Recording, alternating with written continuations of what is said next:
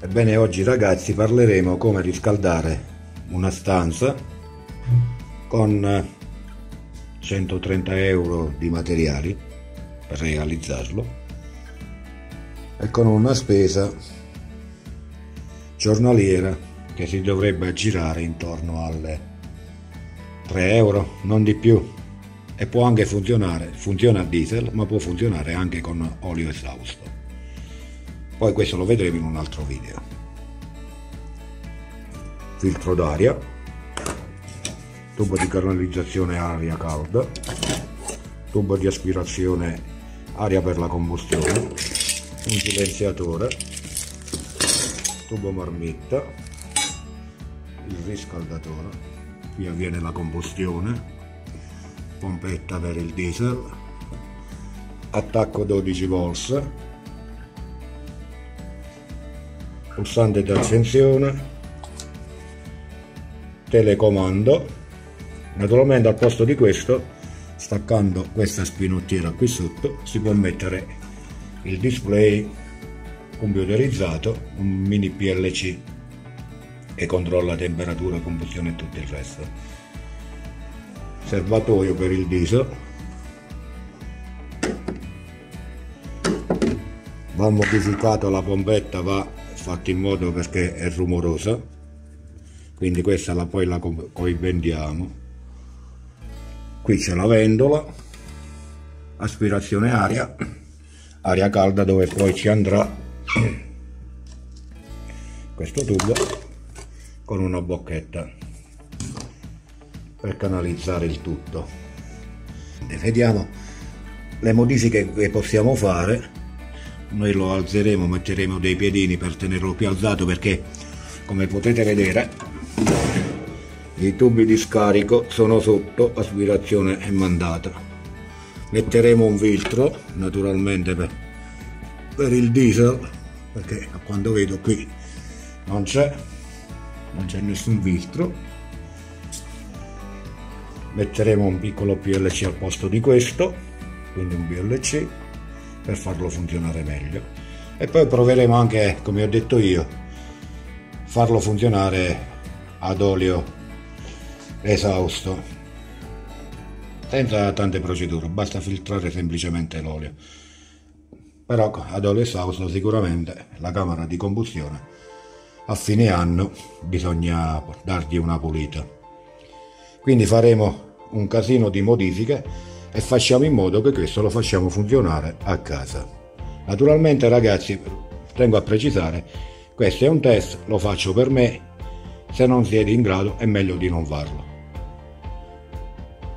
Funzionerà a 12 volts.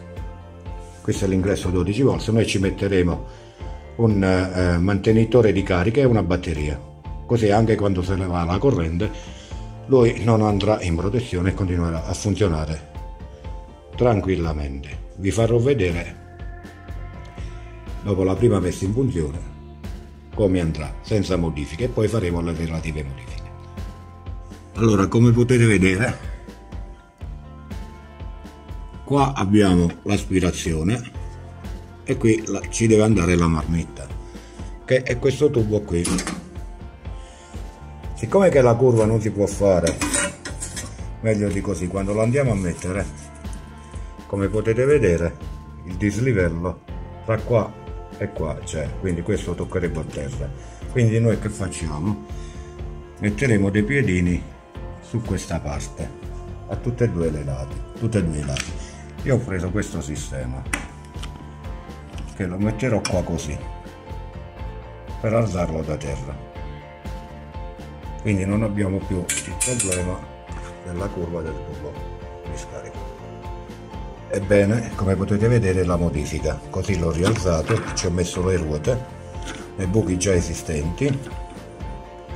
Ok, la marmitta la metterò qua e l'aspirazione con il relativo filtro da quest'altra parte, così. Ebbene ragazzi, come potete vedere, ho messo il tutto, ho usato queste fascette per metterle, perché altrimenti poi non le potete avvitare. Ci hanno messo questo foro, come potete vedere. Ok, da qua si vede meglio. Da questa parte ci mettete il cacciavite così potete avvitarli. Ebbene ragazzi, adesso che è alzato, come potete vedere il tubo è libero, lo possiamo mettere come vogliamo, l'aspirazione da questa parte e poi la fisseremo così. Andiamo avanti con il nostro progetto. Potete vedere ho montato la bocchetta, poi questo lo mettete come volete voi, come più vi viene comodo. Abbiamo montato la marmitta, questa naturalmente poi ce la porteremo fuori casa, quindi andiamo avanti. Dobbiamo montare il filtro. Come potete vedere io l'ho installato vicino al camino e là sotto ho cacciato l'uscita nel camino della marmitta per adesso, giusto per provarlo. Bene ragazzi, adesso ho collegato il positivo e il negativo ad una batteria che avevo a casa da 12 volts. Poi ci posso collegare un mantenitore, così anche quando se ne va la corrente non ci sono problemi insomma. Quindi siamo quasi pronti, mettiamo un po' di diesel e proviamo.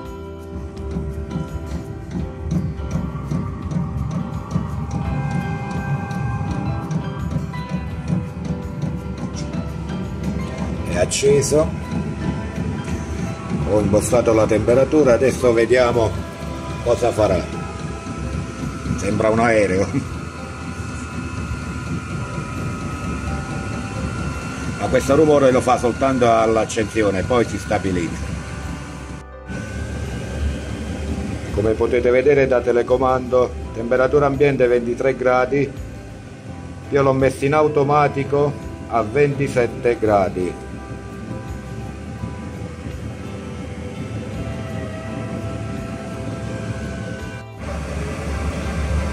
Temperatura, guardiamo la bocchetta quando è. 68 gradi, 70, 79,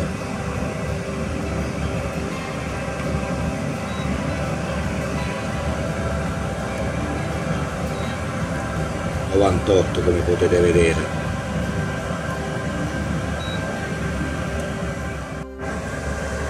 Sinceramente ragazzi è acceso già da un'oretta e mezza. Andiamo a vedere il classico termometro, termosifoni spenti, era già intorno ai 20 gradi, era scesa a 17 gradi la temperatura a casa, un'oretta acceso. Diesel ne ho messi un 2 litri, ricordatevi questo triangolino, poi più tardi controlleremo, comunque non ha consumato davvero niente. E la mano vicino, aia, non si può tenere ragazzi la mano vicino sinceramente. Poi penso che lo installerò all'interno del camino, lo coibenterò, ci rimarrà solo l'apertura per caricare il combustibile.